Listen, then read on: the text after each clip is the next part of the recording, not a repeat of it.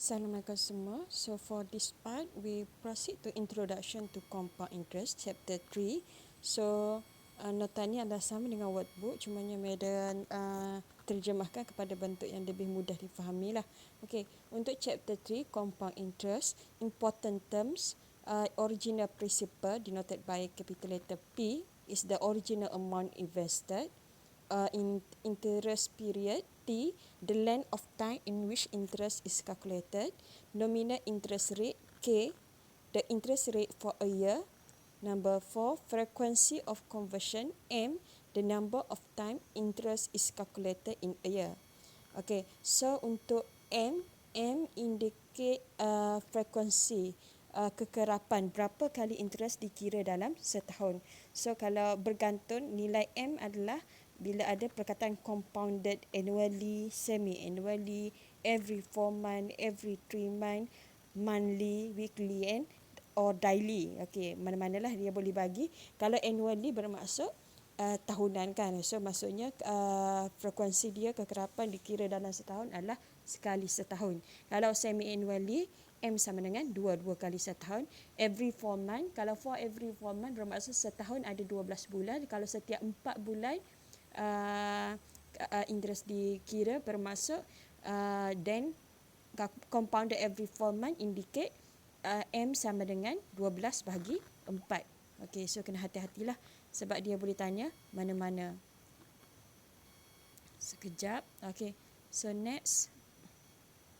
Okay, M sama dengan compounded every 4 month, compounded every 3 month. Setiap 3 bulan, dalam setahun setiap 3 bulan interest is calculated. Bermaksud kalau setiap 3 bulan bermaksud setahun berapa kali interest calculated. So ada M sama dengan, ideanya adalah M sama dengan, oleh kerana setahun ada 12 bulan dan kita buat M sama dengan 12 bahagi 3. So 4 kali. Kalau compounded monthly, kalau setiap bulan bermaksud dalam setahun 12 kali lah sebab oleh kerana kita ada 12 bulan. Compounded weekly, okay. Untuk mingguan pula kita assume satu tahun ada 52 minggu. Okay, untuk compounded daily ni kita akan follow Bankers Rule, di mana Bankers Rule kita assume satu tahun ada 360 hari. Itu adalah untuk M. Okay, next adalah period interest rate I. Okay, I adalah the interest rate for each interest period given by formula I equal to K over M. So formula for I, not interest, not I capital I. This is small I equal to K over M. Number 6, number of interest period N, the investment period given by formula N equal to M times T. Okay, so kita cuba buat example soalan untuk memahami formula-formula tadi. Okay, example, suppose RM1000 is invested for 5 years at 10% compounded quarterly. Okay, so from above in question we have the following information. Okay, 1000 is invested, 1000 dilaburkan. So ini sama dengan tajuk 2 iaitu simple interest. Kalau ada invested, borrow, save, itu adalah keyword untuk capital P, iaitu nilai awal pinjaman atau nilai awal pinjaman. Nilai awal pelaburan ataupun nilai awal pinjaman. So nilai awal adalah initial amount, original amount.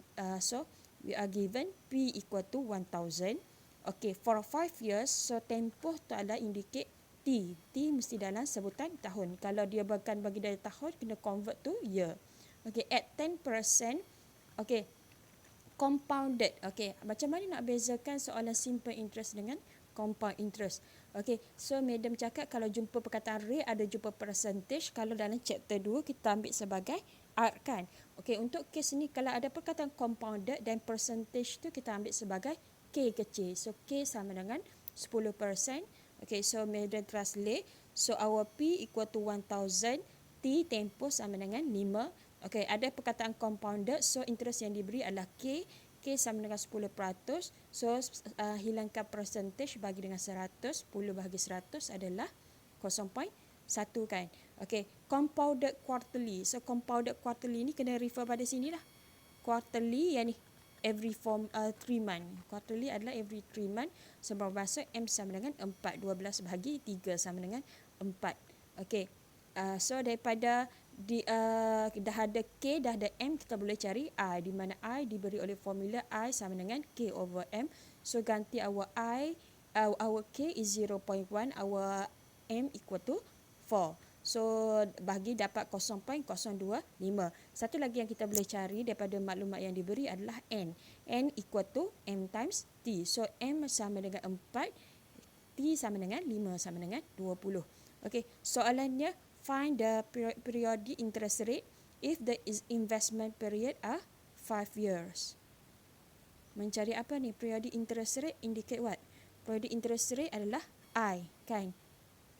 Okey, ni adalah next example lah. Maksudnya yang example tadi dah selesai. Mencari apa ni? Okey, so kita pergi dulu kepada next question. Okey, so ni maksudnya example ni adalah untuk example ni adalah lebih kepada nak tunjukkan pelajar bagaimana term-term yang kita belajar tadi digunakan. Okey, kita proceed kepada example 1. Find the periodic interest rate if the investment period are 5 years. Okey, soalannya mencari periodic interest rate adalah I sama dengan K over M. So untuk cari I kena ada dua maklumat, kena ada nilai K dan kena ada nilai M. Okey, so kita cuba jawab. Okey, so kenapa ni? Okay, so number A, find the periodic interest rate. Periodic interest rate adalah yang ni, I. Okay, so periodic interest rate I sama dengan K over M. Okay, so untuk soalan number A, so untuk 5 years, so T equal to 5 for all question lah. Okay, number A, 5% compounded. Ada perkataan compounded, so rate yang diberi itu adalah K. So untuk soalan number A, K sama dengan 0.05. Compounded annually. So annually adalah kena refer kepada ni lah, apa nilai M. Okey, memberi nilai M. So from equation A, K sama dengan 5% equal to 0.05, M sama dengan 1. So mencari I equal to K over M. K sama dengan, gantilah 0.05 bahagi 1 dapat 0.05. Untuk B, 12% compounded semi-annually. So again ada perkataan compounded tu adalah rate yang diberi adalah K. So we are given K equal to 12%. Bagi dengan 100 dapat 0.12. Compounded semi-annually, again refer kepada table ni. Semi-annually adalah 2 kali setahun. So M sama dengan 2. Mencari interest period. So I mencari I given by formula K over M. So ingat, maka untuk formula, maka untuk maklumat, maka untuk formula, maka untuk pergantian, gantilah K equal to 0.12, M equal to 2. So use calculator, dapatlah 0.06. Okay, untuk number C, soalan yang sama. Diberi 8% compounded quarterly. So ada perkataan compounded rate yang diberi, percentage yang diberi adalah merujuk kepada K. So for number C sekejap, for number C given K sama dengan 8% bahagi dengan 100 dapat 0.08.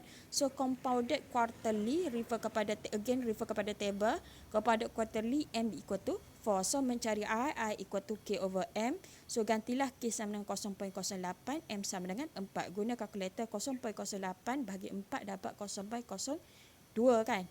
Okey, sama dengan D. Okey, D diberi 6% compounded quarterly.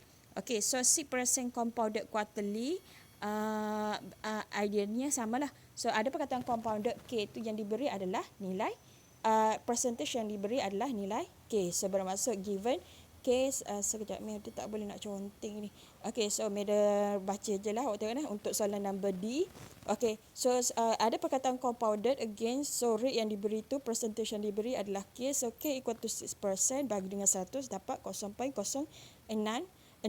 Compounded monthly merujuk kepada M sama dengan 12.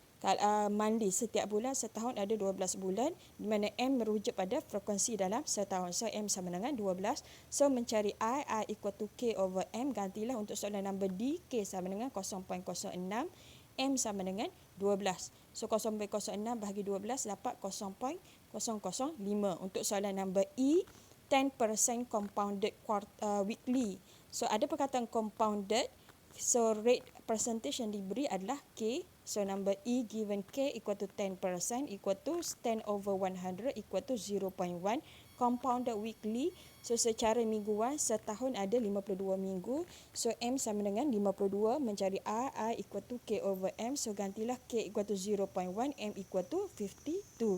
So guna kalkulator dapat 0.0019. Okay, number F.